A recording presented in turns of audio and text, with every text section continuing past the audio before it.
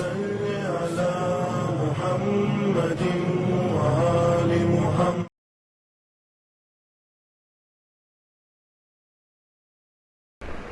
اعوذ باللہ من الشیطان الرجیم. بسم اللہ الرحمن الرحیم. الحمد للہ رب العالمین. الصلاۃ والسلام علی اشرف الانبیاء والمرسلین سیدنا و نبینا و شفیعنا مولانا ابو القاسم محمد. اللہم صل علی محمد و آل محمد وعجل فرجہم.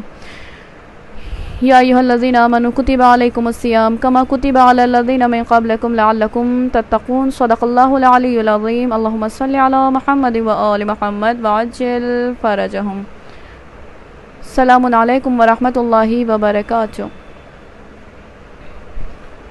مسلسل گفتگو ہو رہی ہے کہ اللہ سبحانہ و تعالیٰ نے ماہ رمضان المبارک کے جو روزوں کو واجب قرار دیا ہے. کل میں نے ایک سبب بیان کیا تھا کہ ماہ رمضان المبارک کے روزے کا سبب یہ ہے، یعنی واجب ہونے کا سبب یہ ہے کہ ماہ رمضان المبارک میں انسان اپنے آپ کو گناہوں سے محفوظ رکھتا ہے. یعنی اگر انسان گناہوں سے اپنے آپ کو محفوظ رکھے گا تو یقیناً وہ متقی بھی ہوگا. لعلکم تتقون کے زیور سے آراستہ بھی ہو جائے گا اور خدا کا قرب بھی پالے گا اور خدا کا نیک بندہ شمار کیا جائے گا. اور شاید یہی وجہ ہے کہ امام رضا علیہ الصلوۃ والسلام کا ارشاد گرامی ہے کہ نیکیاں ماہ رمضان المبارک میں قبول ہوتی ہیں اور گناہ بخش دیے جاتے ہیں. یعنی اگر انسان ایک نیکی بھی کرے تو ماہ رمضان المبارک میں اس کا 10 گنا ثواب عطا کیا جائے گا. مولا فرماتے ہیں کہ اگر کوئی بندہ ماہ رمضان المبارک میں قرآن مجید کی ایک آیت کی تلاوت کرے، دیکھیں کتنا کریم ہے خدا کہ جس نے ماہ رمضان المبارک کی وسعتوں کو ہمارے لیے کیسا فیض بنا کے ہمارے لیے قرار دیا ہے کہ اگر کوئی انسان ماہ رمضان المبارک میں فقط ایک آیہ کریمہ کی تلاوت کرے گا تو گویا اسے ایسا ثواب عطا کیا جائے گا کہ اس نے قرآن مجید مکمل طریقے سے ختم کیا ہے. اتنا بخشنے والا پروردگار ہے. کیا کہہ رہے مولا امام رضا کہ ماہ رمضان المبارک نیکیاں کمانے کا مہینہ ہے. یعنی انسان جتنی چاہے اس میں نیکیاں کما سکتا ہے، جتنی چاہے اتنی نیکیاں قبول کروا سکتا ہے، نیکیاں انجام دے سکتا ہے، اپنے خدا کو راضی کر سکتا ہے. اور یہ مہینہ وہ مہینہ ہے کہ جس میں انسان کے گناہ معاف کر دیے جاتے ہیں. اور پھر مولا فرماتے ہیں کہ جو ماہ رمضان المبارک میں خدائے مطلق کے کتاب کی ایک آیت کی تلاوت کرتا ہے گویا اس طرح ہے کہ اس نے پورے قرآن مجید کی تلاوت کی. اللہ اکبر. کیا کہنے مولا کے کہ خدا اتنا بڑا کریم ہے، خدا اتنا بڑا بخشنے والا ہے کہ اگر کوئی انسان ایک تلاوت قرآن کی آیت کرے، پوری قرآن کی تو بات ہی نہیں ہو رہی، سوچیں جو پورا قرآن پڑھتا ہوگا اس پر کتنا مہربان ہوگا خدا کہ اگر انسان ایک آیہ کریمہ کی تلاوت کرے گا تو مولا فرماتے ہیں کہ گویا اسے اس طریقے کا ثواب عطا کیا جائے گا کہ جس طریقے سے اس نے پورا قرآن مجید ختم کیا ہو. پھر مولا فرماتے ہیں کہ جو اس مہینے میں اپنے بھائی کو خوش کرے گا گویا قیامت کے دن اس طریقے سے وہ ملاقات کرے گا کہ اس کا چہرہ کھلا ہوا ہوگا اور اسے پھر جنت کی بشارت دی جائے گی.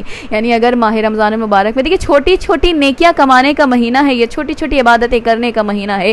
اگر ہم دیکھیں کہ ہمارا پڑوسی غریب ہے، اس کے پاس دولت دنیا نہیں ہے، اگر اس کے پاس فقر و فاقہ تنگدستی کے دن اس کے گزر رہے ہیں، اگر اللہ سبحانہ و تعالیٰ نے ہمیں اور آپ کو دنیا کے مال و متاع سے نوازا ہوا ہے، اگر ہم کسی مومن کی خوشی کا سبب بنیں گے تو خدا قیامت کے دن ہمارے چہرے کو کھلا ہوا قرار دے گا. یعنی ہمارے چہرے پر مسرت ہوگی، ہمارے چہرے پر ایک خوشی ہوگی اور ہمیں جنت کی بشارت دی جائے گی. کیوں؟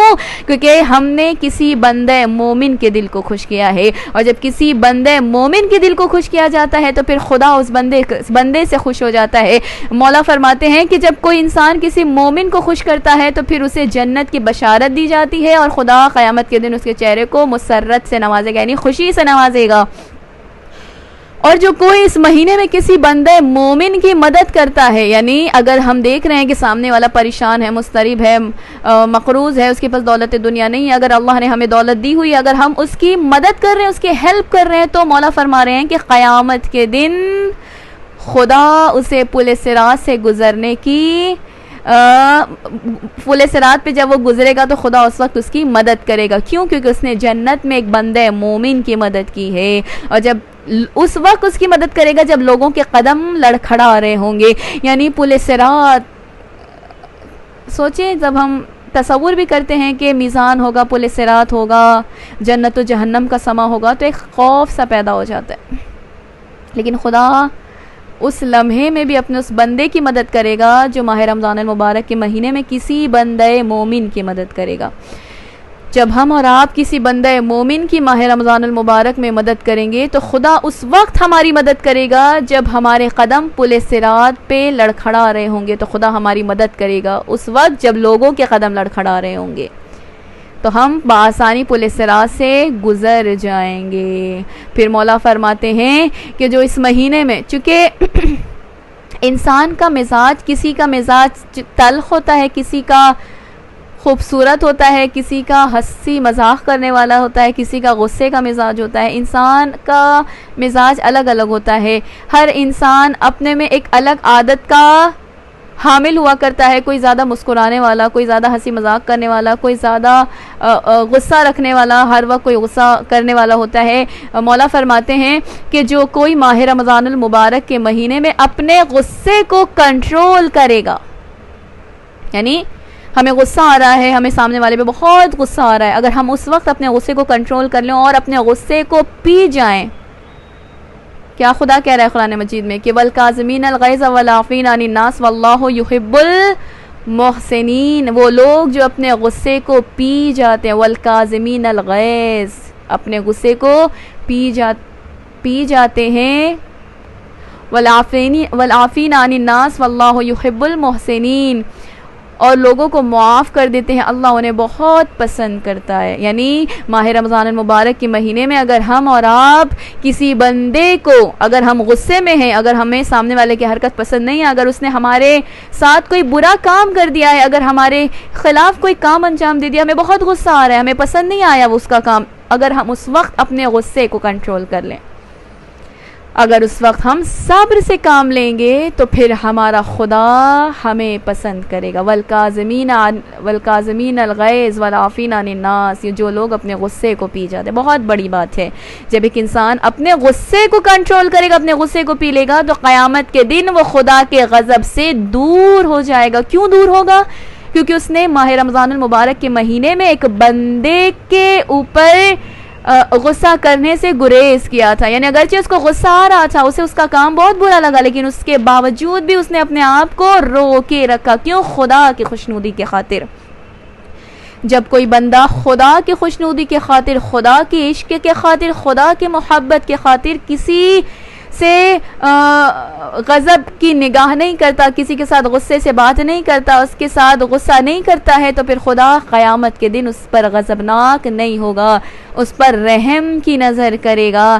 پھر مولا فرماتے ہیں کہ یہ ماہ رمضان المبارک کا مہینہ ہے، یہ برکتوں کا مہینہ ہے، یہ رزق کی وسعت کا مہینہ ہے، یہ مغفرت کا مہینہ ہے، یہ توبہ استجابت کا مہینہ ہے، یہ دعاؤں کی قبولیت کا مہینہ ہے، یہ رحم کا مہینہ ہے، یہ مغفرت کا مہینہ ہے. جس نے ماہ رمضان المبارک میں اللہ سے اپنے گناہوں کی بخشش طلب نہ کی، وہ کبھی بھی اللہ کی بخشش، اپنے گناہوں کی مغفرت طلب نہیں کر سکتا، کیونکہ یہ بڑا عظیم مہینہ ہے. اس مہینے میں اللہ نے اپنے وسیع دسترخوان کو اپنے بندوں پر یوں عام قرار دے دیا ہے. اگر انسان اپنے خدا کو راضی کرنا چاہتا ہے، اگر اپنے روزے کو قبول کروانا چاہتا ہے، اگر ماہ رمضان المبارک کے ایام میں اپنے خدا کا قرب پانا چاہتا ہے، تو اس کے لیے ضروری کیا ہے کہ وہ اپنے زبان کو کنٹرول کرے، اپنے غصے کو قابو کرے، اپنی نگاہوں کو محفوظ رکھے، اپنے